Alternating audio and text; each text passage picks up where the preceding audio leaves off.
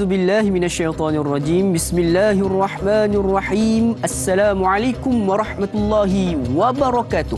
Alhamdulillahirabbil alamin wassalatu wassalamu ala asyrafil anbiya'i wal mursalin wa ala alihi wa sahbihi ajma'in. Allahumma aftah alaina hikmataka wa anshur alaina min khazaini rahmatika ya arhamar rahimin. Rabbi shrah li sadri wa yassir li amri wahlul 'uqdatam min lisani yafqahu qawli. Allahumma faqihna fid din wa 'allimna at-ta'wil wahdina ila siratikal mustaqim siratal ladzina an'amta 'alaihim minan nabiyyin was-siddiqin wasyuhada'i was-salihin wa hasuna ulaika rafiqa ya arhamar rahimin. Subhanaka la 'ilma lana illa ma 'allamtana innaka antal alimul hakim. Amin ya rabbal alamin. Apa khabar sidang penonton sekalian? Selamat pagi, good morning, sabahul khair diucapkan kepada sidang penonton setia rancangan soal jawab nombor 1 di Malaysia. Tidak lain tidak bukan, Tanyalah Ustaz, biar tahu, jangan keliru. Alhamdulillah, seperti biasa, pertama-tamanya kita panjatkan kesyukuran kita kepada Allah Subhanahu Wa Taala di atas limpahan kurniaan rahmat, nikmat yang melimpah ruah buat kita semua. Nikmat hidup, nikmat bernafas, dan juga pada pagi ini kita ditakdirkan untuk mendapatkan lagi satu nikmat yang terbesar, iaitu nikmat mendapatkan ilmu. Mudah-mudahan ilmu yang kita dapat menerusi rancangan Tanyalah Ustaz ini, setiap soalan-soalan yang dijawab oleh panel kita berkaitan dengan topik yang kita akan diskusikan sebentar saja lagi ini, menjadi bekalan amalan yang terbaik sewaktu mana kita bertemu dengan Allah Subhanahu Wa Taala di akhirat kelak. Amin ya rabbal alamin. Sidang tu sekalian, kita bertemu lagi di dalam edisi episod pada tarikh hari ini 17 Julai 2022 bersamaan 17 Zulhijjah 1443 Hijriah. Mudah-mudahan pertemuan kita pada pagi ini dilimpahkan dengan keberkatan dan juga diganjarkan kita semua dengan pahala oleh Allah Subhanahu Wa Taala. Insya-Allah pada hari ini kita akan meneruskan lagi kesinambungan perbincangan kita pada semalam, iaitu berkaitan dengan surah Sad, di mana surah Sad ini sidang penonton sekalian memiliki 88 ayat dan di dalamnya ada 3 aspek penting yang Allah Subhanahu Wa Taala cuba untuk ceritakan kepada kita. Yang pertamanya adalah berkaitan dengan keimanan, yang keduanya adalah berkaitan dengan kisah-kisah para anbiya yang terdahulu, di antaranya Nabi Daud alaihissalam, Nabi Sulaiman alaihissalam dan juga Nabi Ayub alaihissalam, dan juga yang ketiganya aspek yang terpenting adalah berkaitan dengan kisah penentangan kafir Quraisy terhadap dakwah Rasulullah sallallahu alaihi wasallam. Dan insya-Allah kita akan lihat pada pagi ini di dalam ayat 3 hingga ayat 6 ini bagaimanakah di antara bentuk penentangan yang dihadapi oleh baginda sallallahu alaihi wasallam terhadap kafir Quraisy ini, insya-Allah. Jadi sidang sekalian, seperti biasa, soalan dan juga pertanyaan daripada sahabat-sahabat sekalian pada pagi ini akan dijawab oleh salah seorang panel kita juga yang sama juga dengan saya semalam, iaitu yang berbahagia Al-Fadil Ustaz Muhammad Zarifi Muhammad Daud kita. Assalamualaikum Ustaz. Waalaikumsalam warahmatullahi wabarakatuh. Hari ini macam mana Ustaz? Hari ini alhamdulillah nampak lebih baik pada semalam, insya-Allah. Mudah-mudahan.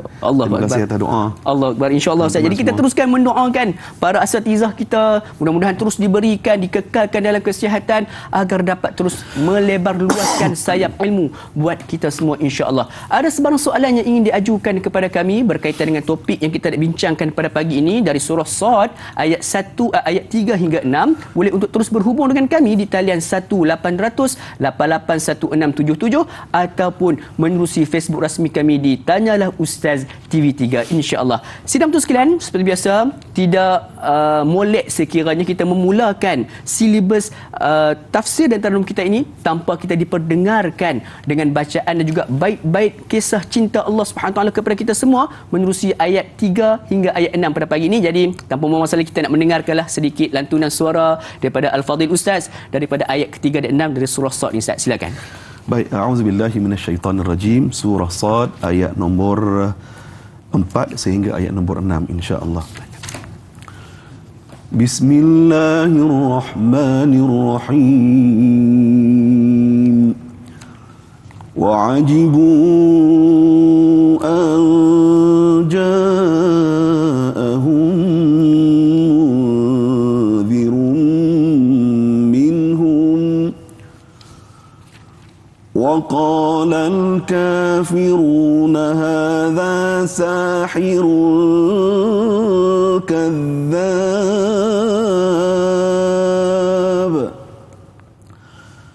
أجعل الآلهة إلها واحدا إن هذا لشيء عجاب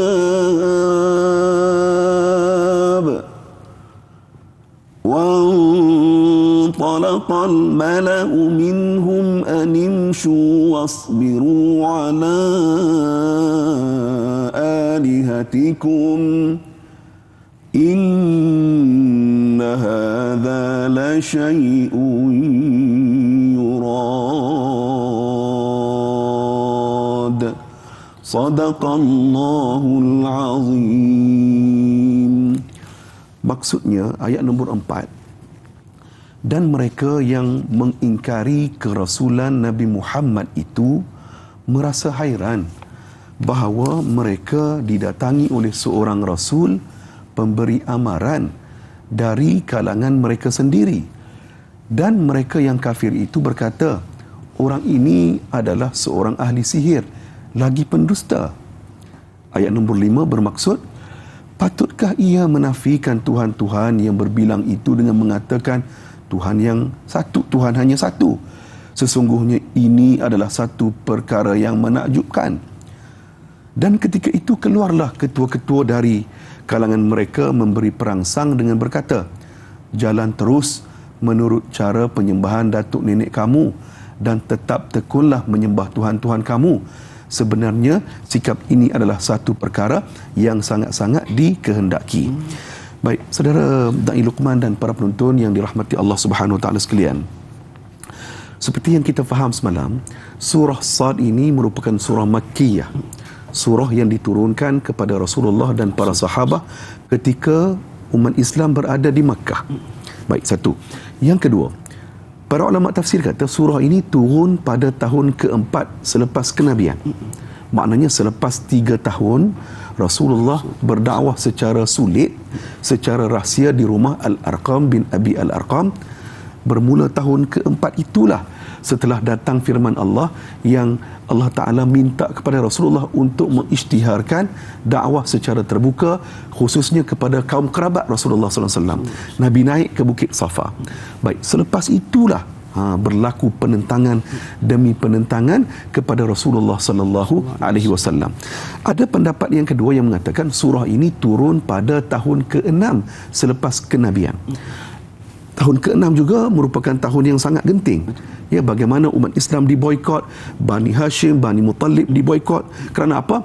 Mereka inilah yang telah memberikan perlindungan kepada baginda Rasulullah sallallahu alaihi wasallam. Jadi maknanya apabila kita baca surah Sad ini, para penonton yang rahmati Allah, kita dapat mengetahui suasananya. Maknanya ayat ini turun pada ketika suasana itu. Baik, Da'i Luqman.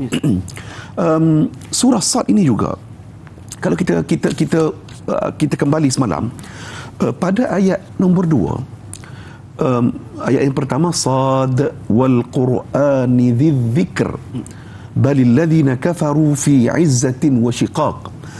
Orang-orang yang mengingkari kerasulanmu wahai Muhammad tidak berdasarkan kebenaran, bahkan mereka yang kafir itu bersikap sombong angkuh dan suka menentang kebenaran. Baik, dalam ayat ini para penonton, para mufassirin mereka mensyarahkan ayat ini sebenarnya Allah Ta'ala nak menempelak golongan Quraisy ini. Kerana apa? Allah Ta'ala bagi masa selama 10 tahun kepada mereka. 10 tahun Allah Ta'ala bagi masa kepada mereka untuk menerima dakwah Rasulullah, kan? Tetapi mereka tetap ingkar, mereka tetap degil, tak mahu ikut apa yang disabdakan oleh Rasulullah dan apa yang telah diwahyukan oleh Allah Subhanahu Wa Ta'ala. Sebabnya apa? 2 sebab saja yang Allah Ta'ala kata. Perkara yang paling dominan yang menyebabkan Quraisy itu jadi begitu ialah kerana yang nombor 1 izzatin, yang kedua syiqaq, kerana keras kepala, dan yang kedua kerana mereka ini tak suka berdepan, dia suka kata belakang. Cakap belakang dan Dia menentang kebenaran. Dia tak boleh terima Rasulullah sallallahu alaihi wasallam. Kerana apa? Kerana ego, kerana bongkak, kerana sombong dan yang sewaktu dengannya. Kerana itulah tuan-tuan yang dirahmati Allah Subhanahu wa taala sekalian. Kalau kita tengokkan dalam Al-Quranul Karim, dalam surah Yasin, Allah Taala rakamkan bagaimana satu kaum ini yang ada pandangan ulama tafsir kata kaum itu bernama kaum Yasin. Allah Taala hantarkan kepada mereka 3 orang rasul. Mula-mula hantar 2 orang rasul, mereka reject. Mereka kata macam-macam lah, samalah seperti apa yang dikatakan oleh Quraisy ini. Mereka kata macam ayat nombor 4 tadi kan, dia kata kamu ni macam biasanya manusia macam kami saja, tak ada beza pun, kenapa tak hantar malaikat? Kenapa hantar yang sama dengan kami? Jadi kaum Yasin tu juga disebut macam juga, hantar 2 orang rasul, kenapa kamu sama macam kami? Kemudian Allah Ta'ala hantar pula rasul yang ketiga.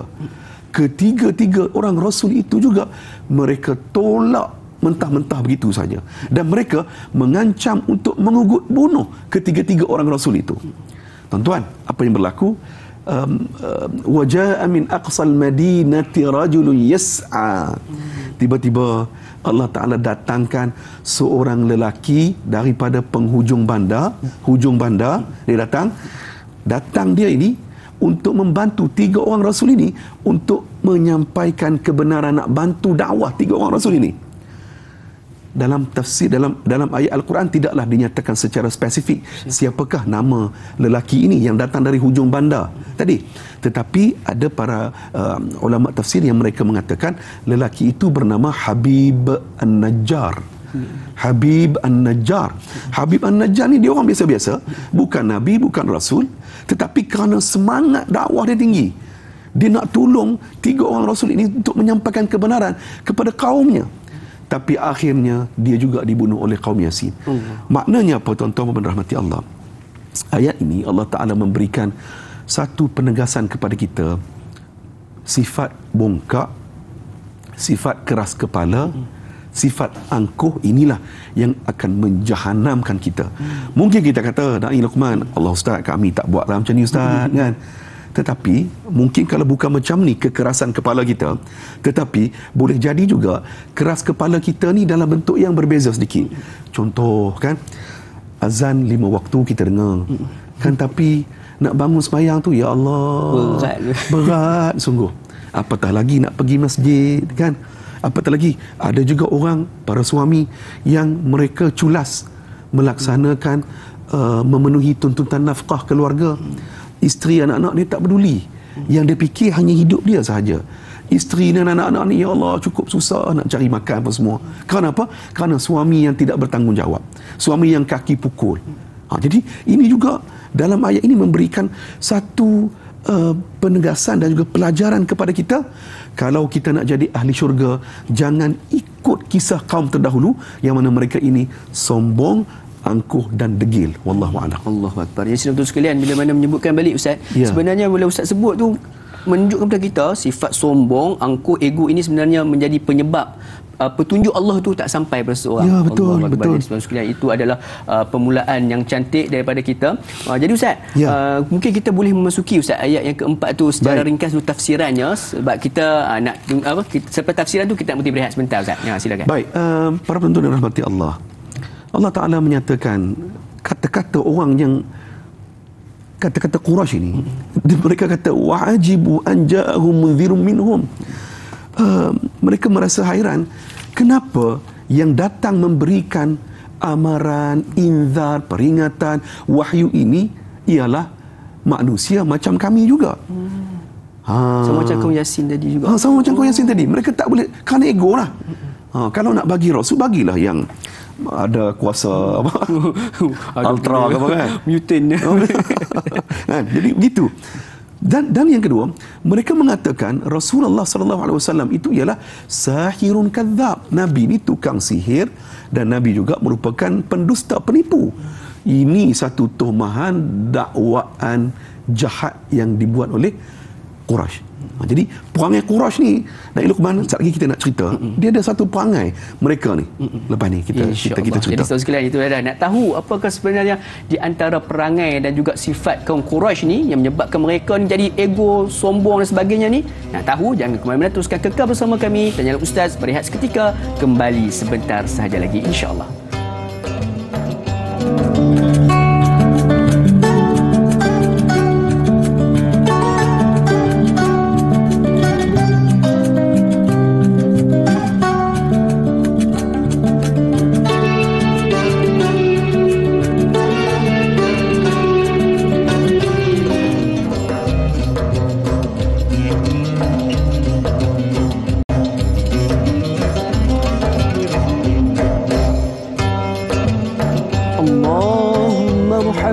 بالقرآن واجعله لنا إماما ونورا وهدى ورحمة اللهم ذكرنا منه ما نسينا وعلمنا منه ما جهلنا وارزقنا تلاوته آناء الليل وأطراف النهار واجعله لنا حجة يا رب العالمين. Alhamdulillah, senang betul sekalian, kembali kita bertemu dalam rancangan Tanyalah Ustaz. Biar tahu, jangan keliru. Pada pagi ini sama-sama kita membincangkan topik berkaitan dengan Al-Quran. Apa kata pagi ini? Selain daripada kita hanya sekadar mendengar tausiah daripada Al-Fadhil Ustaz Zarifi kita, apa kata sama-sama kita ambil naskah Al-Quran kita. Kalau tak ada wuduk, jangan risau, boleh ambil tafsir Al-Quran ataupun boleh buka saja aplikasi Al-Quran yang ada dalam telefon pintar anda. Jadi mudah-mudahan kita mengambil iktibar, sama-sama kita melihat ayat-ayat Al-Quran, baris-baris Al-Quran dan juga huruf-huruf Al-Quran itu juga sudah pun mendatangkan pahala buat kita semua, insya-Allah. Jadi senang betul sekalian, sahabat-sahabat, saudara serumpun kita yang sedang menyaksikan menerusi live Facebook kita pada pagi ini, seperti biasa jangan lupa untuk laksanakan tanggungjawab kita di dalam menyebar luaskan ilmu yang kita dapat pada pagi ini. Apatah lagi ini adalah ilmu berkaitan dengan kitab suci Allah Subhanahu Wa Taala, Al-Quranul Karim, dengan melaksanakan tugasan cukup mudah, iaitu menekan butang kongsi. Ayuh sama-sama kita sebar luaskan ilmu yang kita dapat pada pagi ini menerusi surah Sad ayat 4 hingga 6. Jadi sedang betul sekalian, Ustaz, tadi sebelum ni kita berhenti berehat, Ustaz dah berjanji nak cerita kepada kami ni satu sifat kaum kafir Quraisy ni, Ustaz. Quraisy kan? Silakan. Baik, Quraisy ni dalam bahasa Arab, rupa-rupanya Quraisy ni ialah makhluk binatang dalam laut.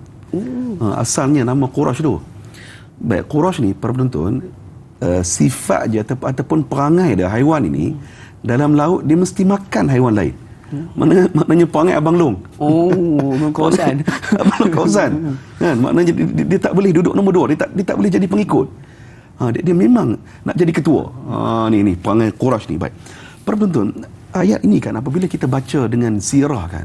Sebagai contoh Da'i Luqman, saya sempat juga buku sirah ini, subhanallah, Rahiqul Makhtum ya, yang telah pun diterjemahkan oleh Yayasan Dakwah Islamiah Malaysia. Sirah Nabawiyah Ar-Rahiqul Makhtum, penulisnya Syekh Safiyur Rahman Al-Mubarakfuri, telah pun diterjemahkan dalam bahasa Melayu, dalam bahasa Malaysia kita. Baik, seronoknya apabila kita tahu surah ini turun pada tahun keempat selepas kenabian ataupun tahun ke-6 selepas kenabian. Baik, kalau kita tengok perangai Quraisy ni yang menentang Rasulullah, sebagai contoh Uqbah bin Abi Muayyad, dia ni pada satu ketika, cerita ni diceritakan oleh Abdullah bin Mas'ud. Kita fahamkan seperti yang saya sebut sebelum ini, pada waktu ini umat Islam kecil lagi. Kita bukan majoriti, kita minoriti. Baik, ketika Rasulullah sallallahu alaihi wasallam sedang bersalat di Masjidil Haram, pada waktu itu Uqbah bin Abi Muayyad ini bersama-sama dengan geng-geng dia lah, Umayyah bin Khalaf dan yang lain-lain tu, mereka plan macam ni. Dia sembang-sembang macam sembang kedai kopi lah. Lepak-lepak tu dia kata sama-sama dia, siapa berani ambil uri unta tu pergi letak atas tengkuk Muhammad ketika dia sujud. Dia challenge sama-sama dia. Jadi ni Uqbah bin Abi Muayyad ini dia kata aku boleh buat. Dia kata aku boleh buat. Baik tuan-tuan, apa yang dia buat? Dia pergi ambil uri kan uri unta tadi. Dan kemudian ketika Rasulullah sallallahu alaihi wasallam sujud, dia letak uri itu atas kepala Rasulullah sallallahu alaihi wasallam yang mulia. Abdullah bin Mas'ud dia kata waktu itu, oleh kerana kita ini kecil, kita tak ada kekuatan, jadi kita tak ada kemampuan untuk pergi lawan mereka. Tuan-tuan yang dirahmati Allah, sehinggalah datang Fatimah radhiyallahu anha, datang membuang uri itu dari belakang Rasulullah sallallahu alaihi wasallam. Selepas itu tuan-tuan, Rasulullah sallallahu alaihi wasallam berdoa. Nabi kata apa? Ya Allah, ke atasmu untuk menghukum orang Quraisy ini ya Allah. Rasulullah menyebut doa ini 3 kali. Ya Allah, ke atasmu lah untuk kamu menghukum mereka ini.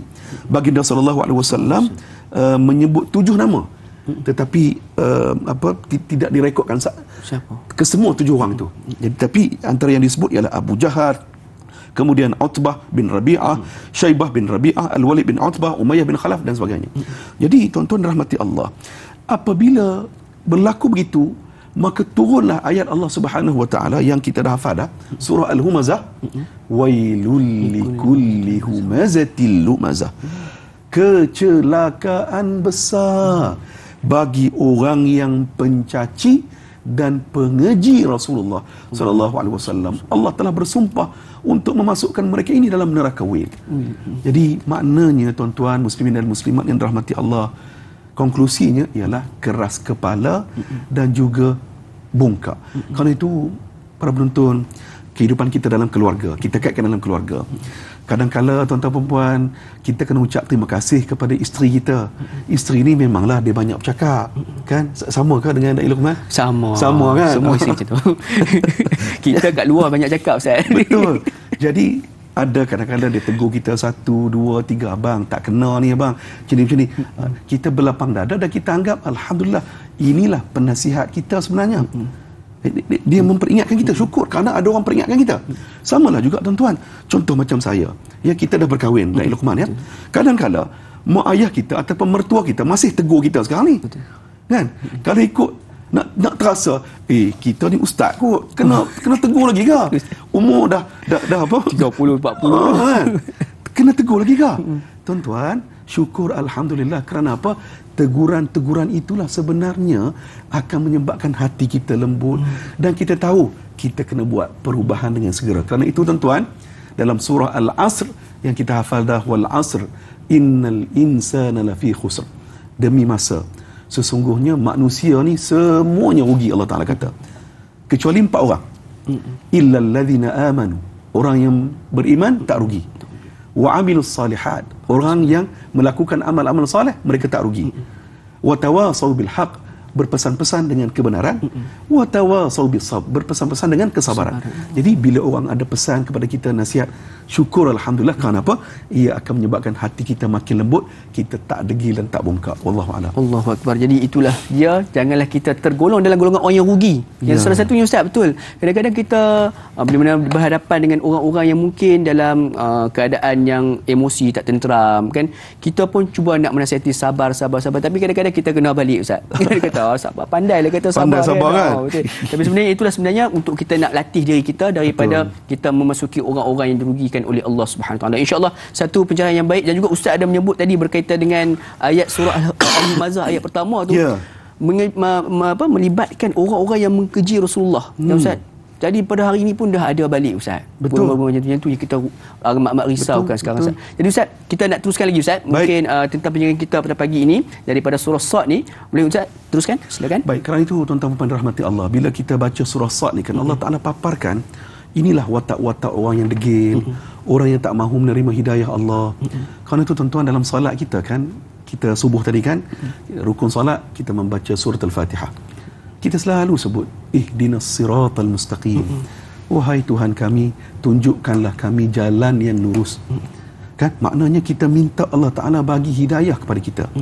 Tuan-tuan, hidayah dan taufik, dua benda ini penting. Ada orang dapat hidayah tapi tak dapat taufik. Taufik ni apa maksud? Bimbingan. Hidayah ni apa maksud? Tahu. Kita tahu, kita ada ilmu, tapi tiba-tiba tak buat pula. Ini yang kita tak mahu ni. Yang kita nak ialah kita ada hidayah, dapat bimbingan daripada Allah, dan Allah memberikan laluan, mempermudahkan kita untuk kita jadi orang yang bertakwa. Baik, kerana itu tuan-tuan rahmati Allah, kadang-kala kan, ini realiti kita juga. Antara waktu maghrib dan isyak, kan? Katalah isyak masuk 8.45. Maghrib habis salat katalah pukul 8. Wirid doa apa semua. Maknanya ada 40 minit. Ada orang 40 minit tu kalau dia nak bersila di dalam masjid, dalam surau, nak dengar kuliah, boleh. Dia rasa berat. Dia rasa berat kan? Yang ni yang kita bimbang tuan-tuan. Sedangkan 40 minit yang sama, kalaulah kita lepak di warung, bukanlah salah lepak di warung tu. Yang kita nak kata, kita nak masa yang berkualiti. Paling tidak tuan-tuan, dalam sehari 24 jam, satu hari itu kita ada 40 minit untuk kita bersalat jamaah dan juga untuk dengar kuliah, untuk dengar tazkirah. Cuba bayangkan tuan-tuan, kalau umur kita berlalu, sedang-sedang umur kita dah 60 tahun dah. Tiba-tiba, ya Allah, apa amalan yang aku buat ni? Tuan-tuan, kita selalu tertipu dengan masa. Waktu kita mula-mula kerja dulu kan, Cak dan Luqman, waktu kita lepas habis universiti dulu kan, kita kata tak apalah, sekarang ni sibuk lagi nak hantar resume ke syarikat ini, syarikat itu, nak isi SPA online apa semua kan, nak cari kerja. Tak apalah, masjid kita tak payah pergi lagi lah, sibuk nanti umur 30 kita pergi. Baik, bila sampai umur 30 tuan-tuan perempuan, waktu tu kita dah baru mula menapak kan, menapak dalam hidup, baru berkahwin kan, baru ada anak, nak cari duit, sibuk lagi. Kita kata tak apalah, nanti umur 40 lah. Tuan-tuan, bila masuk 40, Masya Allah, Allah Ta'ala bagi rezeki pula, memangku jawatan itu, jawatan ini, naik pangkat pula, banyak kerja ni, outstation sama kan, selalu tugas. Tak apalah, nanti pencen lah. Sibuk lagi. Ya Allah tuan-tuan, kita tunda. Akhirnya yang kita bimbang tuan-tuan perempuan, tak sampai umur kita 60, kita telah kembali ke rahmatillah, berpindah alam ke alam barzakh dalam keadaan kita tak bersedia. Wallahiyazubillah. Cukuplah ya Al-Quran dan juga kematian itu menjadi tazkirah kepada kita semua. Karena itu tuan-tuan dan Luqman ya, Allah Ta'ala sebut dalam Al-Quran, wa nunazzilu minal Quran ma huwa shifaa'un wa rahmatun lil mu'minin. Kami turunkan Al-Quran itu secara bertahap-tahap, beransur-ansur. Kerana apa? Sebagai ubat sakit rohani kita. Allah. Jadi sebetulnya sekalian, itulah dia juga seperti mana kata Nabi SAW sendiri, Ustaz kan, ingat 5 perkara, 5 perkara tu. Nanti dah tua tu, takut tak sampai tua, Ustaz kata. Kita pun dah kembali ke rahmatullah. Allahu Akbar. Jadi sebetulnya sekalian, mudah-mudahan memberikan satu pedoman buat kita semua. Banyak lagi yang kita bincangkan, nak kita diskusikan. Namun sebelum kita berhenti berehat seketika, jangan ke mana-mana, teruskan kekal bersama kami. Tanyalah Ustaz, biar tahu, jangan keliru, insya-Allah.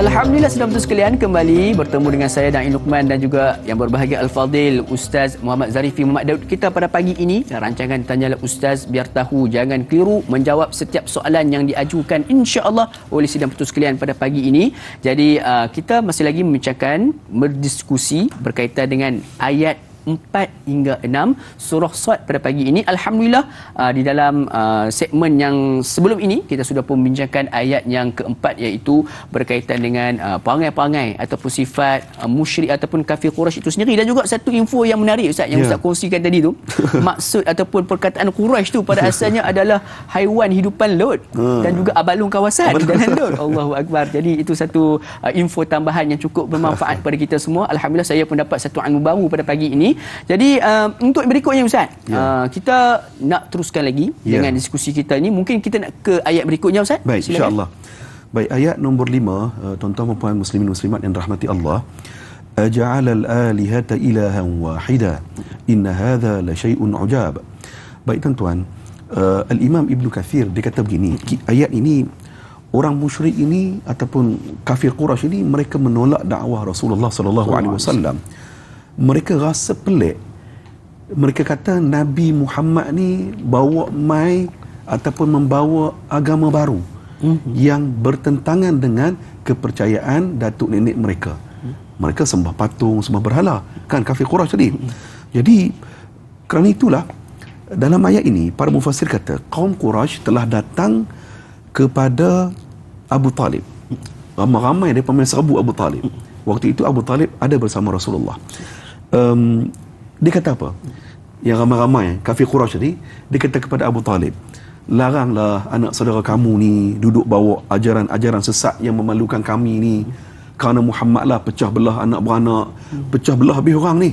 Tolong larang dia, tolong nasihat dia. Tuan-tuan, lepas tu Abu Talib pun panggillah Rasulullah, panggillah Muhammad.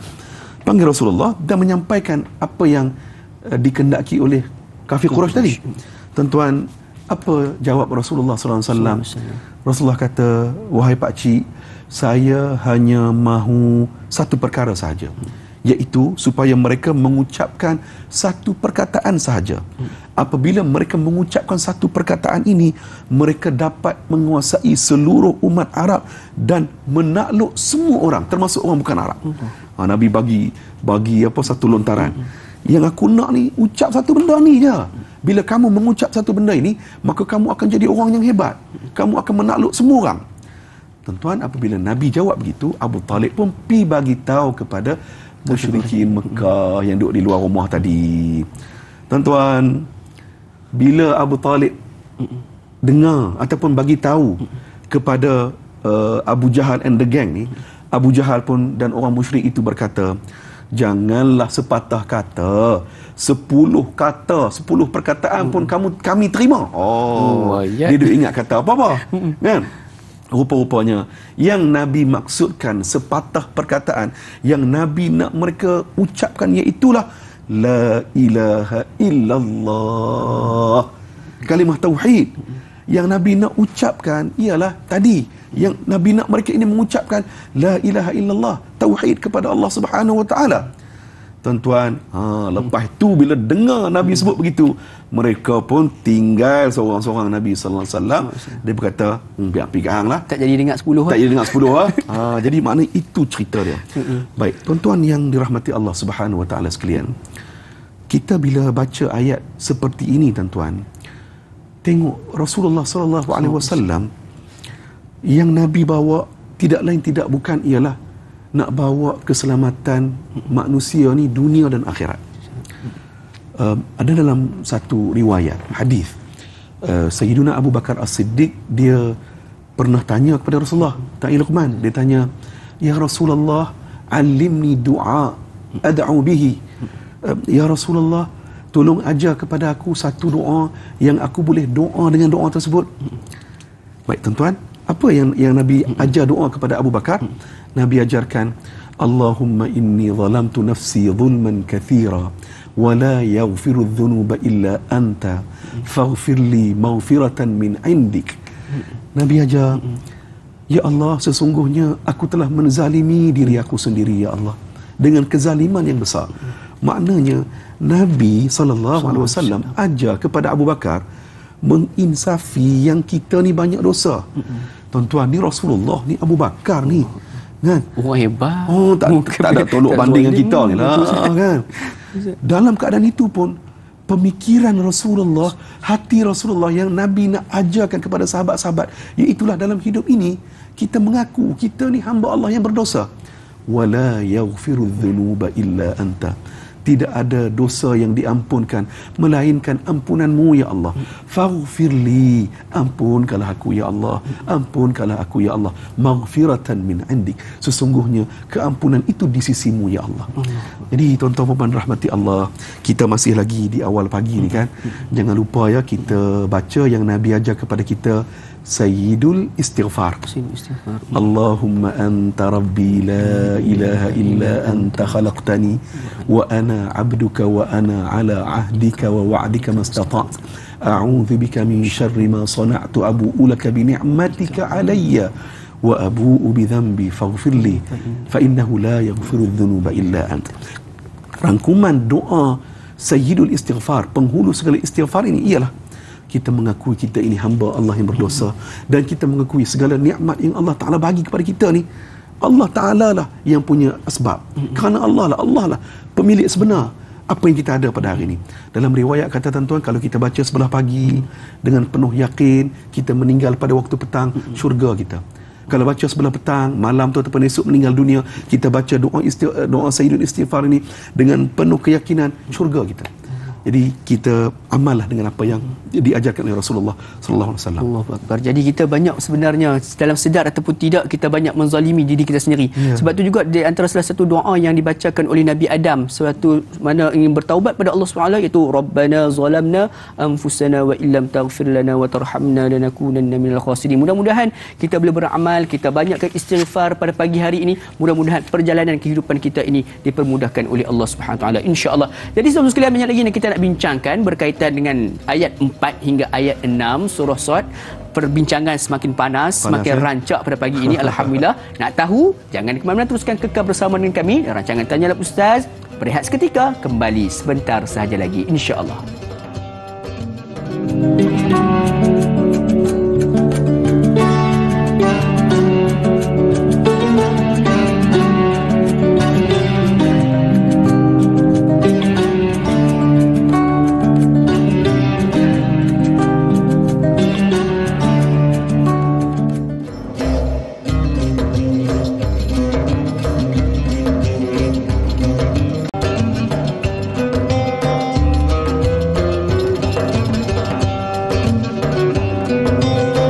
Jawapan kini dihuraikan. Alhamdulillah kembali kita bertemu dalam rancangan Tanyalah Ustaz Biar Tahu. Jangan keliru membincangkan daripada surah Sad ayat 4 hingga 6 menerusi silibus tafsir dan taranum kita pada pagi ini. Ayuh sama-sama kita terus menambahkan kecintaan kita kepada Al-Quran. Kerana apa? Al-Quran inilah kalam Allah Subhanahu taala, seolah-olah Allah sedang berbicara kepada kita. Ayuh sama-sama kita jatuhkan cinta kita ini kepada Al-Quran insya-Allah. Ada sebarang soalan yang ingin diajukan kepada kami seperti biasa, boleh untuk terus berhubung dengan kami di talian yang tertera insya-Allah. Jadi sebelum ini kita nak raikan soalan daripada penonton Ustaz. Rasanya lebih cantik sekiranya Ustaz lengkapkan perbincangan untuk ayat yang ke-6 kita pada pagi ini dalam surah As-Sad. Silakan Ustaz. Baik, okey, sedikit saja. Ayat nombor 6, wan talaqal mala'u minhum animshu wasbiru ala alihatikum inna hadha la syai'un yurad. Dan ketika itu keluarlah ketua-ketua dari kalangan mereka memberi perangsang sesama mereka dengan berkata, jalan terus menurut cara penyembahan datuk nenek kamu dan tetap tekunlah menyembah Tuhan-Tuhan kamu. Sebenarnya sikap ini adalah satu perkara yang amat dikehendaki. Baik tuan-tuan, dalam tafsir contohnya Al-Imam At-Tabari dia kata ayat ini diungkapkan oleh kafir Quraisy kerana apa? Mereka begitu berpandangan buruk kepada Rasulullah. Dia kata Rasulullah ni dakwah cerita tentang iman tauhid ni kerana ada udang di sebalik batu. Nabi nak jadi ketua. Sebab tu lah dia kata gitu. Kan kita kata tadi perangai mereka tak boleh jadi orang nombor 2. Kan? Jadi mereka kata Nabi Muhammad ini sebenarnya dia nak jadi ketua. Jadi akhirnya mereka kata pedulikanlah Muhammad, kita buat kerja kita lah. Kita sembah Tuhan kita lah. Jadi itu yang dimaksudkan dalam ayat nombor 6 ni. Wallahu a'lam. Allahu akbar. Jadi disebabkan nak menjaga periuk nasi masing-masing, maka mereka sanggup untuk menolak sendiri ataupun dakwah Rasulullah SAW insya-Allah. Ya, jadi Ustaz sudah bersedia untuk meraihkan soalan-soalan penonton kita insya-Allah. Jadi kita raihkan soalan pertama dari Faz Ismail. Assalamualaikum. Waalaikumsalam warahmatullahi. Ayat keempat surah Sad. Kenapa mereka hairan dengan kedatangan seorang peringatan yakni Rasul? Mohon pencerahan dari Ustaz. Silakan. Baik, tuan-tuan dirahmati Allah. Rupanya perangai-perangai orang yang menentang Rasulullah sama patternnya seperti umat-umat terdahulu. Sebagai contoh, kaum Nabi Saleh. Dalam riwayat, Nabi bersama dengan sahabah ketika Nabi sampai di satu kawasan yang bernama Madain Saleh. Nabi berhenti di situ. Nabi kata kepada sahabat-sahabat ni, la tas'alul ayat. Janganlah kamu duk tanya banyak benda sangat. Baik, Nabi nasihat kepada para sahabat tu kerana apa? Kerana kaum Nabi Saleh mereka suka tanya, suka minta macam-macam, letak syarat macam-macam untuk beriman kepada Nabi Saleh dan beriman kepada Allah. Kan? Mereka kata, "Meh, tunjuklah kat kami kekuasaan kamu ni.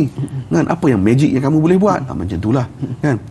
Allah Ta'ala datangkan satu hujah, satu bukti keajaiban daripada bukit-bukit besi, bukit-bukit batu yang keras tu. Tiba-tiba mai keluar unta. Unta keluar Daripada bukit besi. bukit besi, bukit keras tu lah. Keluar unta. La ilaha illallah. Dia jangan tengok, pelik betul tu. Jadi nak apa lagi? Tuan-tuan, apabila unta tersebut yang Allah Ta'ala keluarkan daripada bukit tersebut, unta ni hidup bersama dengan kaum Nabi Saleh. Jadi dibuat peraturan. Di kawasan itu ada macam telaga lah ataupun tempat minum air.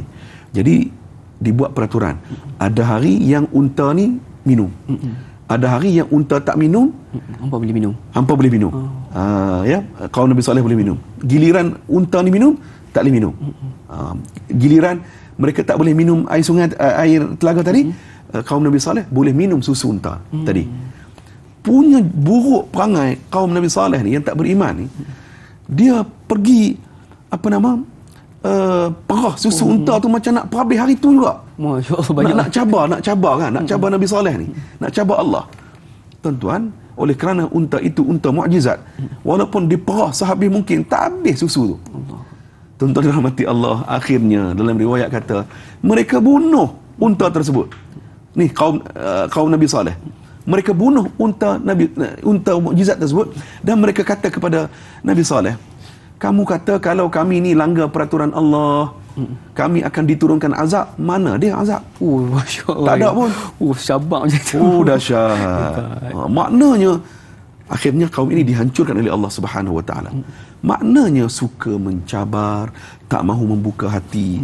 Yang ni yang kita takut, tuan-tuan. Kerana itulah, tuan-tuan, Al-Imam Ibn Qayyim dia pesan, hati kita ni, antara tanda hati kita tertutup ni, satu, hati kita gelap ni, satu, kita tak minat untuk buat amal-amal soleh.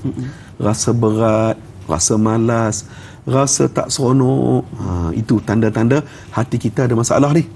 Okey, untuk memperbaiki hati kita, para penonton, dipesan oleh para ulama kepada kita, nombor satu, perbanyakkan istighfar. Ya, istighfar banyak-banyak. Yang kedua, kita bergaullah, bercampurlah dengan orang-orang yang soleh dalam majlis-majlis ilmu. Kerana majlis ilmu yang dibacakan di dalamnya ayat Al-Quranul Karim, yang dibacakan hadis-hadis Rasulullah sallallahu alaihi wasallam, ia merupakan wahyu suluhan daripada Allah Subhanahu wa taala yang akan menjernihkan hati kita. Wallahu a'lam. Allahu Akbar. Jadi bila Ustaz ceritakan tadi, Ustaz, berkaitan dengan sifat golongan kaum Nabi Soleh ni sendiri, Ustaz, sebenarnya dia dah ada dalam konteks masyarakat pada hari ini, pemikiran liberal, Ustaz. Allahu Akbar. Sesuatu hujah perlu ada bukti.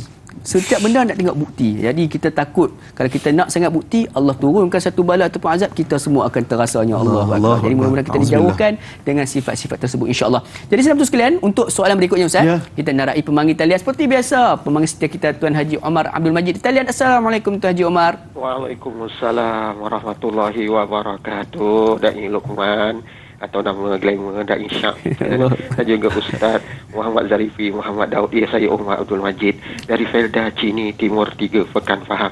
Assalamualaikum Ustaz. Waalaikumsalam warahmatullahi wabarakatuh. Apa khabar Tuan Haji Omar pagi ni? Alhamdulillah, sihat orang tua biasalah. Dia tak macam orang muda, macam dai muda lagi. Allah Akbar, muda lah sangat.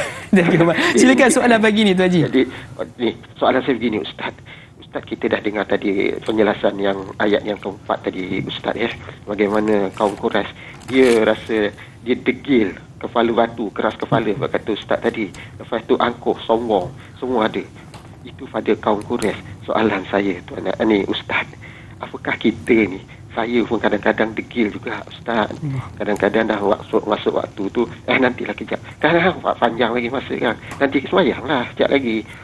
Kadang-kadang dah hujung, dah kadang-kadang tengah semayang dah habis dah waktu tu. Ni Ustaz, soalan saya, apakah kita ni, saya ni juga kadang-kadang tergolong dalam golongan yang degil tu, Ustaz? Ini cukup menggerunkan, cukup menyeramkan, Ustaz.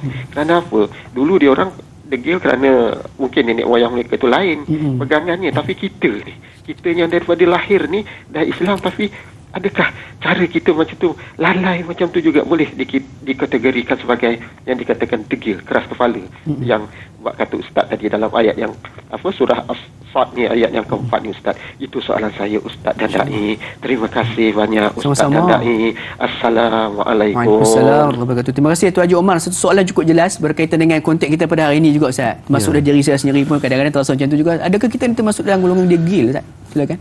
Itulah tuan-tuan dan puan rahmati Allah. Kita bimbang kita termasuk dalam golongan itu. Kerana itu dalam Al-Quran Allah Ta'ala menyatakan fawailul lil musallin alladzina hum an salatihim sahun. Neraka wail lah bagi orang yang bersalat. Allah Ta'ala kata begitu. Siapa? Orang yang mencuaikan salat. Alladzina hum an salatihim sahun. Tuan-tuan, pada ayat ini para mufassir, ahli tafsir, mereka syarahkan ciri-ciri orang yang mencuaikan salat. Nombor satu, sengaja melewat-lewatkan salat. Maknanya sengaja tak ada apa-apa, tapi lewat-lewat salat. Lewat-lewat mungkin sebelum masuk salat asar 5 minit sebelum tu sembahyang zuhur. Satu. Yang kedua, salat tetapi salat tunggang terbalik. Maknanya tak peduli rukun salat, tak peduli khusyuk, asal buat je. Jadi ini antara ciri yang para mufassir kata orang yang mencuaikan salat. Jadi tuan-tuan perempuan rahmati Allah, untuk menimbulkan rasa keinsafan kita, saya nak cadangkan tuan-tuan, kalau ada ahli keluarga terdekat kita yang meninggal dunia, ya, waktu nak dimandikan jenazah, masuklah, uruskanlah, ya, uruskanlah jenazah ibu kita, uruskanlah jenazah ayah kita, adik-beradik kita, uruskanlah. Pada waktu itu tuan-tuan, barulah kita sedar, ya Allah, aku ni tak ada apa-apa, ya Allah. Saat jenazah terbujur kaku tuan-tuan, semuanya orang yang lakukan kepada kita. Waktu itu tak kiralah apa pangkat kita dalam masyarakat, berapa gaji kita dalam akaun kita, kereta kita berapa banyak. Waktu itu tuan-tuan, kita dah tak ada apa-apa dah. Kita hanya mengharapkan doa anak-anak yang soleh, doa suami isteri yang soleh. Pada waktu itu tuan-tuan, lihatlah, ya, kita mandikan jenazah ahli keluarga terdekat kita tuan-tuan, baru kita tahu, ya Allah, hari ini kita mandikan jenazah dia, satu hari nanti tuan-tuan kita yang berada di tempat dia. Jadi tuan-tuan rahmati Allah, mari kita lembutkan hati kita, antaranya dengan kita cuba ataupun kita belajar untuk mandikan jenazah. Satu. Yang kedua tuan-tuan, kita ziarahlah hospital, ya, tertakluk kepada SOP dan sebagainya lah. Bila kita pergi ke hospital, ziarah orang sakit tuan-tuan, barulah kita tahu Allah Ta'ala bagi nikmat kepada kita ni. Alhamdulillah. Sayang sangat kalau kita tak guna nikmat yang Allah Ta'ala bagi ni untuk kita memperbanyakkan salat, untuk banyakkan sedekah, untuk bantu orang, untuk infak, untuk tolong ibu ayah kita. Sayang kalau nikmat sihat ni Allah Ta'ala bagi kat kita, kita tak guna betul-betul. Jadi dengan kita memandang orang yang sakit, kita ziarah orang sakit, jadi mudah-mudahan akan menimbulkan keinsafan dan akan menghilangkan karat degil kita tu. Wallahu a'lam. Allahu akbar. Apa jawapan daripada ustaz tu, saya teringat baik-baik diri daripada arwah Ustaz Asri. Masya-Allah. Mana milik kita, tidak ada milik kita, semua yang ada Allah yang punya. Betul. Allahu akbar. Pada saat kita dah meninggal tu baru kita tahu kita ni tak ada apa pun sebenarnya. Harta kita tidak ada apa-apa kesan untuk diri kita sebenarnya, insya-Allah. Jadi mudah-mudahan memberikan satu perangsang buat kita bersama dengan jawapan tersebut. Jadi ustaz, untuk berikutnya kita nak raikan soalan daripada Facebook. Baik. Daripada Puan Johari Hasna. Assalamualaikum. Waalaikumsalam warahmatullahi. Ustaz, mengapakah orang-orang kafir telah menganggap Nabi Muhammad sallallahu alaihi wasallam sebagai seorang ahli sihir serta menuduh wahyu baginda sallallahu alaihi wasallam sampaikan adalah sebagai sihir seperti yang terdapat dalam ayat 4 surah Sad? Mohon pencerahan ustaz biar tahu jangan keliru. Terima kasih ustaz. Silakan ustaz. Baik, terima kasih Tuan Johari Hasnah yang bertanya.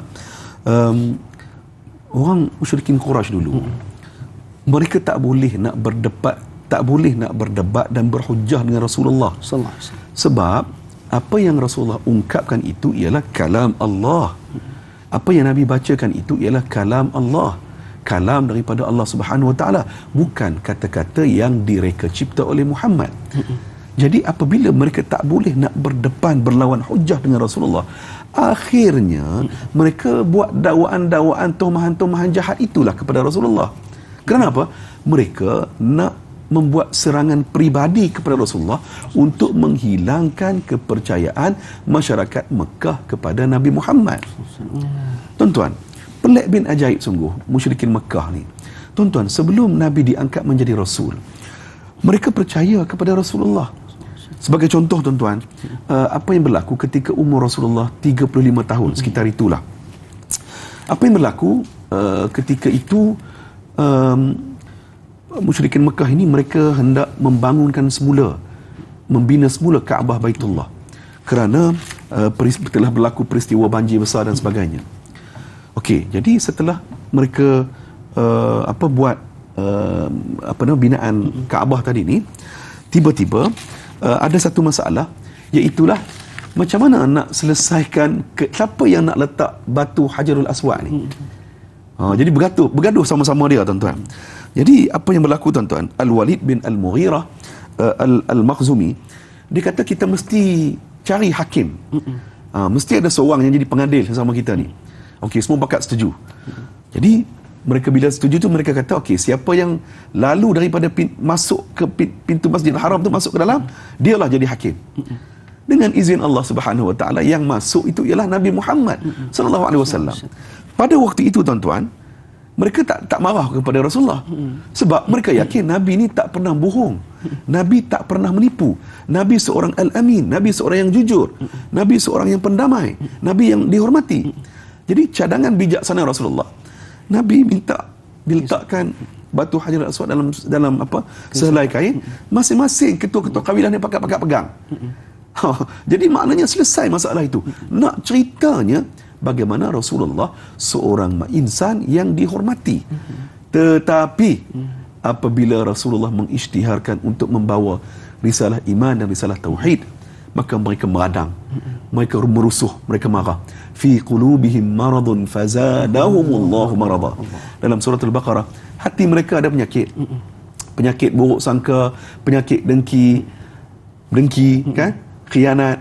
Jadi akhirnya Allah Ta'ala tambahkan lagi sakit hati dia ni. Bagi sakit lagi kepada Rasulullah sallallahu alaihi wasallam. Wallahu a'lam. Allahu akbar. Jadi itulah dia sebenarnya sifat daripada orang kafir Quraisy ni. Mengapa mereka menolak secara total dan juga menggelar Nabi ini sebagai seorang ahli sihir sebagainya. Jadi insya-Allah mudah-mudahan terjawab soalan daripada Ibu Johari Hasnah kita tu. Baik, jadi Ustaz, kita nak beralih dengan soalan berikutnya dengan meraihkan pemanggil Tuan Ismail di talian. Assalamualaikum Tuan Ismail. Waalaikumsalam warahmatullahi wabarakatuh, Da'i dan Ustaz. Ya, apa khabar Tuan? Alhamdulillah sihat. Silakan soalan pagi ni insya-Allah. Pagi ni saya nak baca satu ayat lah Ustaz. Mohon silakan. Ustaz ya. Silakan. A'udzubillahi minasyaitonir rajim. Bismillahirrahmanirrahim. وانطلق الملأ منهم أن امسوا واصبروا على آلهتكم إن هذا لشيء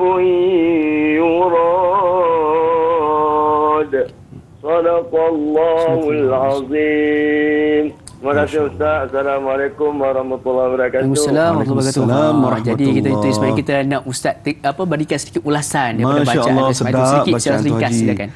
Tuan Haji kita ni kalau saya tak salah tadi membaca dengan menggunakan Tarannum Sabah. وَانطَلَقَ الْمَلَأُ مِنْهُمْ أَنِ امْشُوا. Okey, satu saja. Wasbiru. Huruf sad tadi Tuan Haji bukan huruf qalqalah. Jadi jangan bunyi dentak. Ya, maknanya wasbiru, kunci. Wasbiru, jangan wasabiru. Se itu salah. Ya. Jadi kita tambah baik. Yang lain Tuan Haji terbaik, teruskan kita belajar insya-Allah sama-sama. Insya-Allah. Jadi satu ulasan dan juga sedap sebenarnya bacaan daripada Tuan Ismail kita sebenarnya. Alhamdulillah. Jadi sedap betul sekalian, banyak lagi kita bincangkan dan bualkan berkaitan dengan surah Sad ayat 4 hingga ayat 6 ini. Namun sebelum tu Ustaz, kita nak labuhkan tirai terlebih dahulu di TV3 ni. Jadi sebelum sekalian jangan lupa untuk saksikan sebentar saja lagi menerusi di TV9 rancangan Tanya Ustaz biar tahu jangan keliru, kembali sebentar sahaja lagi insya-Allah.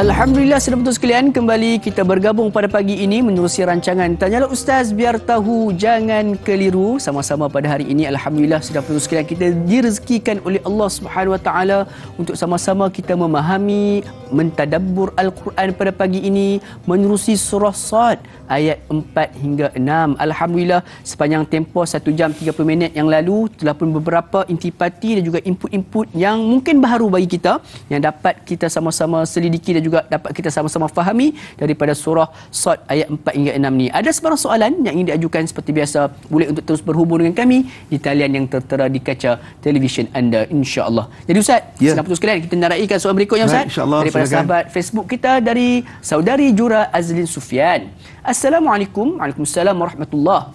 Ayat kelima, apakah maksud ilah dalam petikan ayat tersebut? Mohon pencerahan. Silakan Ustaz. Baik, terima kasih kepada Jura Azlin Sufian. Perkataan alihatikum itu bermaksud Tuhan-Tuhan kamu. Maknanya Tuhan-Tuhan orang Quraisy, musyrikin Makkah. Mereka menyembah patung-patung, Lata, Uzza, kan? Jadi inilah yang disebutkan sebagai mereka mensyirikkan Allah Subhanahu Wa Taala. Tuan-tuan, kalau kita tengok pattern orang Quraisy, samalah juga macam umat Nabi Nuh alaihi salatu wassalam. Ya, umat Nabi Nuh alaihi salatu wassalam selama 950 tahun Nabi Nuh berdakwah. Yang ikut baginda berapa orang sahaja. Yang lain tu tak nak ikut Nabi Nuh, tak nak beriman kepada Allah. Mereka dihancurkan oleh taufan besar yang sangat menakutkan. Kerana apa? Ego. Mereka kata, yang kamu hantar Nabi Rasul kepada kami ni tak ada orang lain ke? Takkan macam Nuh ni je yang sama macam kami. Baik, kerana itu tuan-tuan rahmati Allah, jelas kepada kita agenda mentauhidkan Allah Subhanahu Wa Taala ini merupakan agenda yang dibawa oleh Rasulullah sallallahu alaihi wasallam, khususnya 13 tahun di Mekah. Kan maknanya dakwah di Mekah tidak lain tidak bukan Rasulullah memberikan fokus kepada iman kepada Allah, rukun-rukun iman yang mentauhidkan Allah Subhanahu Wa Taala. Wallahu a'lam. Jadi fokus dakwah Nabi di Mekah adalah berkaitan dengan tauhid Allah Subhanahu Wa Taala. Jadi insya-Allah mudah-mudahan terjawab soalan tersebut. Kita beralih dengan soalan berikutnya dengan meraihkan pemanggil di talian seperti biasa. Kak Yat di talian. Assalamualaikum Kak Yat. Waalaikumsalam Dak Ica. Apa khabar Kak Yat? Alhamdulillah. Silakan soalan bagi ni Kak Yat. Okey, terima kasih Dak. Assalamualaikum Ustaz. Waalaikumsalam Kak Yat. Okey Ustaz, sebagai insan biasa, kita memang tak sepatutnya sebagai orang Islam kita tak boleh sombong dengan amalan kita. Kita seharusnya memandang orang lain lebih baik pada kita. Betul. Begitu juga yang kita belajar, kita tak patut perangi. Ada orang kafir yang kita tak boleh perangi kan Ustaz kan? Ya. Jadi soalan Kak Yat Ustaz, bagaimana untuk kita bersama-sama dengan mereka, bersama-sama, maknanya bukan bersama-sama orang yang bukan kafir juga, untuk jangan kita berputus asa dengan rahmat Allah. Sungguhnya rahmat Allah itu maha luas dan kita kembali kepadanya selagi nyawa belum dihalkum Ustaz. Jadi Kak Yat nak minta pandangan Ustaz tentang soalan Kak Yat Ustaz. Terima kasih. Assalamualaikum. Waalaikumsalam. Terima kasih Kak Yat. Soalan berkaitan dengan pandangan daripada Ustaz. Silakan Ustaz. Bagus Kak Yat bertanya tadi. Betul, dalam prinsip agama kita tak boleh mencerca, mencaci sembahan orang bukan Islam. Ini prinsip Al-Quranul Karim. Dan Allah Ta'ala juga tidak menghalang kita buat baik ya kepada orang bukan Islam yang tidak memerangi kita. Maknanya hiduplah secara aman damai.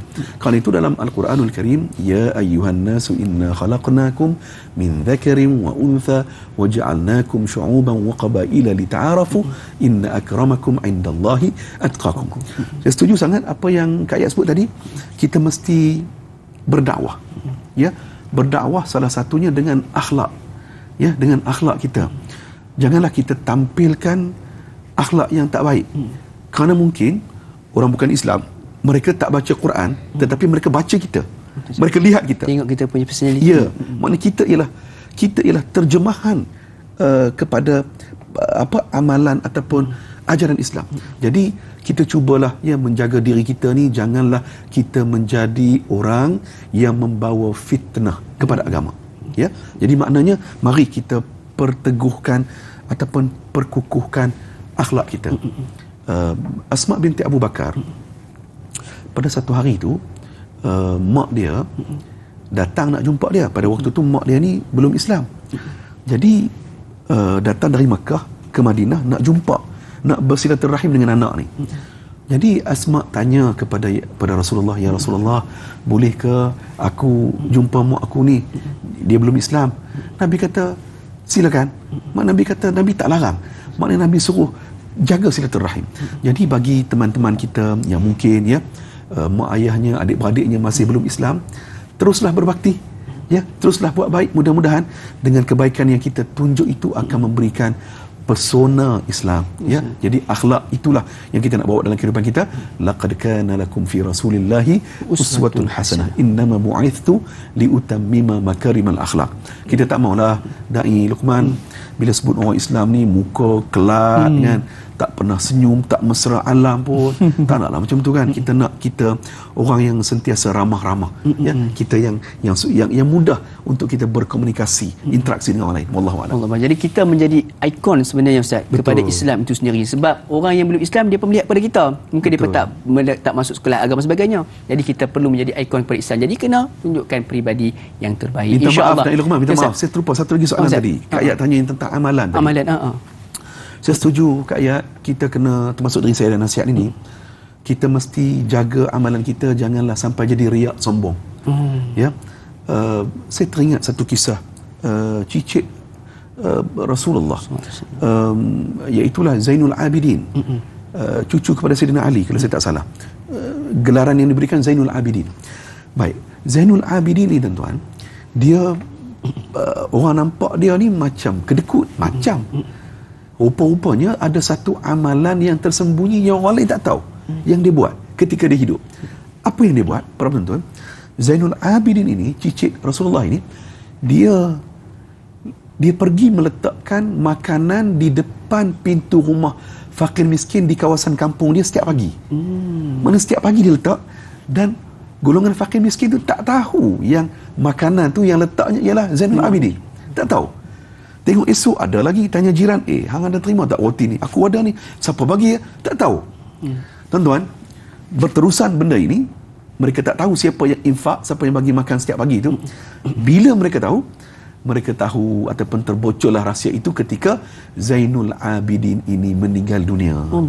Bila dia meninggal dunia, tuan dan puan, makanan yang sebelum ini setiap hari ada depan muka pintu, dah tak ada dah. Dan ketika mana hendak dimandikan jenazah Zainul Abidin, cucu Rasulullah ini, dilihat atas belakangnya ini sedikit kasar kulitnya. Tanda atas dunia dulu, waktu hidup dulu, dia menanggung beban yang berat. Dia bawa benda berat. Jadi maknanya apa tuan-tuan? Selepas dia tak ada, selepas dia meninggal dunia, barulah orang sebut, Masya Allah, ini amalan dia. Jadi tuan-tuan perempuan, nasihat untuk diri saya lah terutamanya, simpan juga amalan-amalan yang kita buat ini, hanya kita dengan Allah Ta'ala saja yang tahu. Jangan kita sentiasa seronok nak cerita di Facebook. Nak cerita kebaikan di Facebook boleh, tapi nasihat saya, kita cerita itu ialah amalan kebaikan itu. Amalan sedekah tu jangan cerita tentang saya. Jangan cerita tentang kita. Hari ni dah pergi sedekah, alhamdulillah, kan? Maknanya yang kita bimbang ialah tulisan-tulisan kita di Facebook, di IG tu, kita memuji diri kita, nak mengangkat diri kita ni. Yang tu yang kita bimbang. Yang baiknya ialah, yang kita nak angkat ialah amalan-amalan itu, supaya rakan-rakan lain pun boleh buat sama. Wallahu a'lam. Jadi Ustaz, sebenarnya kan, saya lihat balik Ustaz, kebaikan orang-orang yang baik ni, kebanyakannya hanya dikenal pasti selepas insan tersebut meninggal dunia. Betul. Seperti mana kita ambil contoh arwah Siti Sarah, arwah Abam dan sebagainya. Allahu Akbar. Mudah-mudahan Allah SWT terus melimpahkan kebaikan buat mereka, insya-Allah. Dan juga menjadikan kita untuk mengikut model contoh sebegini, insya-Allah. Jadi teman-teman sekalian, mudah-mudahan terjawab soalan mereka ayat. Kita nak beralih dengan soalan berikutnya daripada Puan Sahziatul Siddiq. Assalamualaikum. Waalaikumsalam warahmatullahi. Ayat kelima. Apakah ketika pertemuan antara musyrikin Mekah dan Rasulullah sallallahu alaihi wasallam, apakah baginda berseorangan ketika itu berhadapan dengan mereka dengan ketegasan menegakkan kalimah tauhid, tiada Tuhan yang disembah melainkan Allah Subhanahu wa taala pada ketika itu? Bagaimana penerimaan kaum musyrik ketika itu? Mohon pencerahan Ustaz. Silakan. Baik, tuan-tuan yang dirahmati Allah. Pada waktu Rasulullah dan para sahabat berada di Mekah 13 tahun yang pertama tu, memang waktu itu waktu susah, waktu minoriti, waktu sikit. Dalam riwayat ada sebut ketika dakwah 3 tahun secara sulit tu, yang memeluk Islam hanya 38 orang sahaja. Dia 38 orang daripada satu Mekah tu. Maknanya sikit sangat. kan? Jadi tentu sekalilah yang kita nak belajar daripada Rasulullah ini ialah betapa kuat semangatnya Rasulullah sallallahu alaihi wasallam. Baik, macam mana kita nak bawa semangat yang Nabi tunjukkan kepada kita ni dalam hidup kita? Nombor satu, jangan pernah putus asa, jangan pernah letih untuk berdakwah. Mungkin kelemahan saya dan kita semualah, dan Luqman ya, kita ni kalau boleh nak segera kan dakwah hari ni, kalau boleh esok tu orang tu Masuk Islam. terus Islam, terus pakai tudung kan. Tuan-tuan, Nabi ajar kepada kita bersabar ya. Kita terus berdakwah. Mungkin hari ni kita dakwah, mungkin hari ni kita nasihat suami, isteri, anak-anak. Mungkin hari ni dia tak berubah lagi, tapi dia berubah minggu depan. Mungkin minggu depan dia tak berubah lagi, tapi kita terus ajak dia, nasihat dia elok kan. Mungkin bulan depan dia berubah, mungkin tahun depan dia berubah. Jadi maknanya, tuan-tuan, apa yang Allah Ta'ala nak tengok kita ni ialah apa usaha dakwah yang kita buat. Ya, bukan hasilnya. Ya, tapi Allah nak tanya kita nanti, kita buat dakwah ataupun tidak. Jadi tuan-tuan, hari ni kita dah ada Facebook, Instagram dan sebagainya.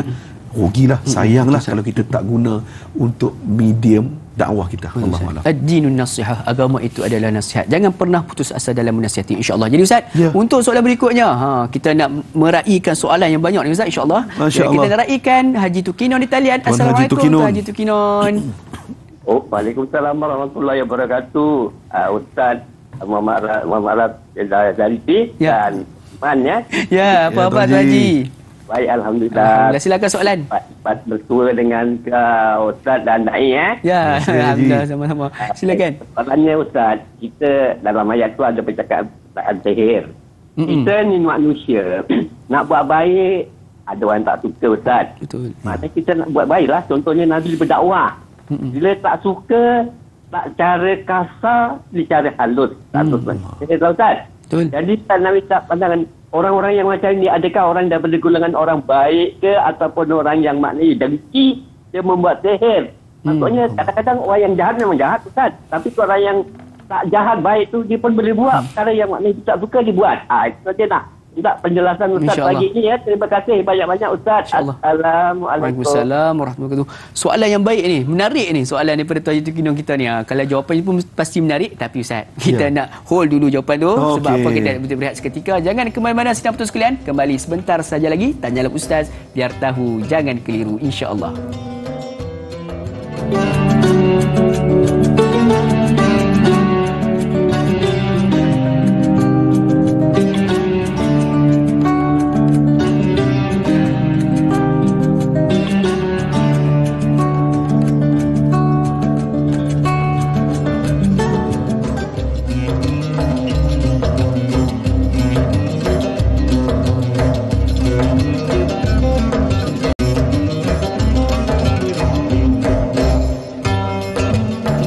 Alhamdulillah, sedang betul sekalian, kembali kita bertemu lagi pada pagi ini selepas berjeda sebentar tadi. Jadi kita sudah pun memasuki segmen terakhir untuk episod pada hari ini dalam rancangan Tanyalah Ustaz, untuk episod membincangkan daripada ayat pertama Ustaz semalam sehingga ke hari ini ayat yang ke-6 daripada surah Sad. InsyaAllah mudah-mudahan kita mendapat manfaat yang banyak daripada pembelajaran kita ini, insyaAllah. Jadi Ustaz, sebelum kita berhenti berehat sebentar tadi, kita mendengar soalan daripada Haji Tukinon kita. Berkaitan dengan ialah sifat iri hati manusia dan sebagainya, hingga mana sanggup untuk melakukan benda-benda yang mensyirikkan Allah Subhanahu Wa Taala Ustaz. Pandangan Ustaz. Baik, amalan sihir ini dalam sebuah riwayat hadis daripada Abu Hurairah, Rasulullah sallallahu alaihi wasallam bersabda, Nabi bagi tahu kepada sahabat-sahabat, ijtanibus sab'al mubiqat. Nabi kata, jauhilah kamu 7 dosa besar. Jadi sahabat-sahabat pun bertanya, wa ma hunna ya Rasulullah? Ya Rasulullah, wa ma hunna? Apa dia 7 itu? Yang pertama Nabi kata al-isyraku billah, syirikkan Allah. Dan yang kedua as-sihr, sihir. Maknanya sihir ini ialah salah satu dosa besar yang diancam oleh Allah, yang diancam oleh Rasulullah sallallahu alaihi wasallam. Kenapa kita melakukan sihir?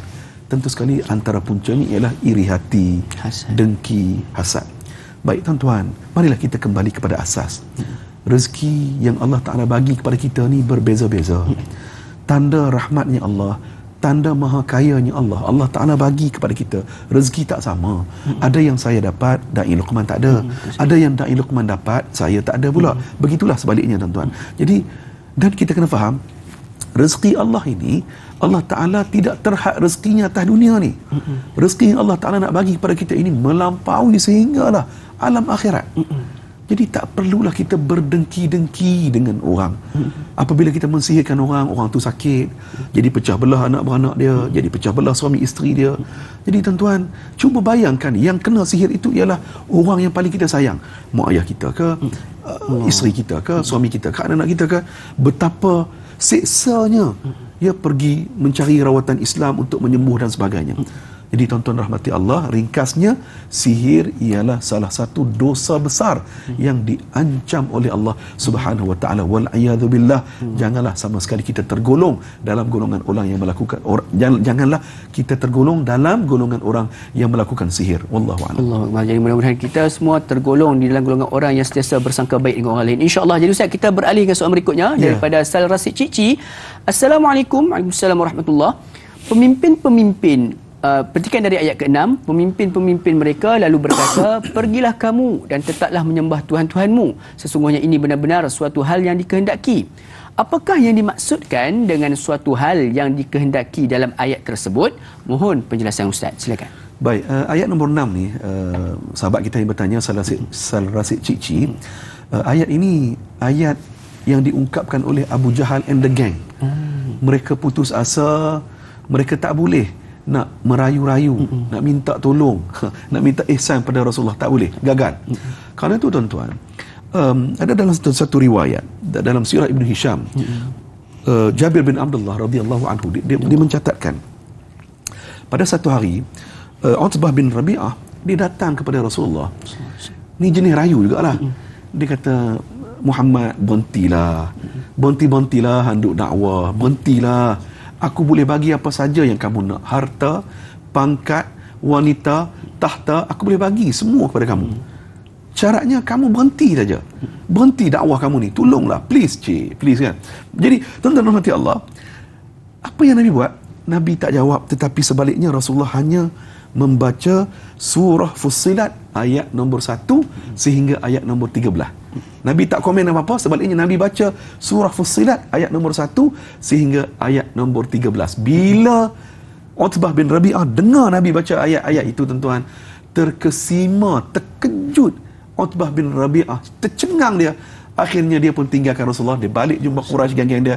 Dia kata, cukuplah, tak payahlah kita duk pujuk Muhammad, dia takkan tinggalkan dakwah dia itulah. Akhirnya kawan-kawan dia kata, habis. Utbah bin Rabi'ah pun dah kena sihir dengan Muhammad. Tengok, ini pengajarannya, wallahu a'lam. Allahu akbar. Jadi sebenarnya dakwah ini takkan lari daripada orang yang cuba untuk menghentikan kerja-kerja dakwah kita. Ya, jadi betul. Teruskan, jangan berputus asa dalam berdakwah. Jadi Ustaz, sahabat sekalian, kita sudah pun berada di penghujung rancangan untuk episod pada hari ini. Jadi Ustaz, mohon Ustaz simpulkan secara ringkas 3 poin penting yang kita belajar daripada ayat 4 hingga 6 surah Sad pada hari ini Ustaz. Silakan. Baik para penonton, 3 pelan tindakan kita. Nombor 1, jangan kita sombong dan angkuh. Sombong dan angkuh akan merosakkan hidup kita. 1. Yang kedua, sentiasalah kita bersyukur atas nikmat yang Allah Ta'ala beri kepada kita. Sama ada nikmat itu kecil ataupun nikmat itu besar, jangan lupa kita bersyukur dan terima kasih. Jadilah hamba Allah yang bersyukur. Yang ketiga, sentiasa kita mengambil iktibar daripada apa yang berlaku dalam hidup kita ataupun sekeliling hidup kita. Kerana apa? Orang yang mengambil ibrah, mengambil iktibar akan menjadi pedoman dalam hidup mereka. Wallahu a'lam. Insya-Allah. Jadi itu adalah 3 plan tindakan yang perlu kita sama-sama amalkan dalam kehidupan kita. Mudah-mudahan dipermudahkan insya-Allah. Jadi Ustaz, bolehlah Ustaz rangkumkan juga kita punya pertemuan kita pada pagi ini dengan bacaan doa ringkas. Mudah-mudahan Allah Subhanahu Wa Taala perkenankan dan memberkati pertemuan kita. Silakan Ustaz. Bismillahirrahmanirrahim. Alhamdulillahi rabbil alamin. Wassalatu wassalamu ala sayyidil mursalin sayyidina Muhammadin wa ala alihi wa sahbihi ajma'in. Allahumma ighfir lana dhunubana wa liwalidina warhamhum kama rabbawna sighara. Allahumma a'inna ala dhikrika wa syukrika wa husna ibadatik. Rabbana la tuzigh qulubana ba'da idh hadaytana wa hab lana min ladunka rahmah innaka antal wahhab.